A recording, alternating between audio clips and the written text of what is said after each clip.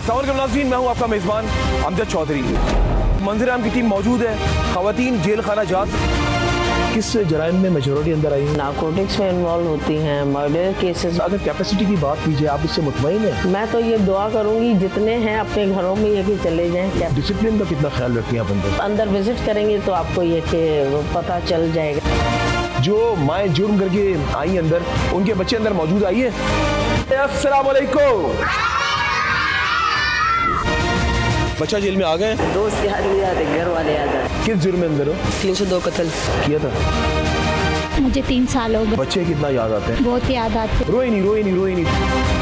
यहाँ पे तो मिलने देते हैं, तो बच्चे क्यों ही आते मिलने? हम कैद में, ये बहुत नहीं है, बच्चे भी हमारे साथ कैद में। क्या मैसेज दोगे अपने बेटों को? क्यों नहीं पता है उसकी माँ बेगुनाह है। बच्चों को बहुत सारी चीजें आपकी याद आ रही है। उनके कपड़े धोती थी, उनके सारे मामला। बस एक माँ से इतना बड़ा सवाल क्यों पूछा जा रहा है?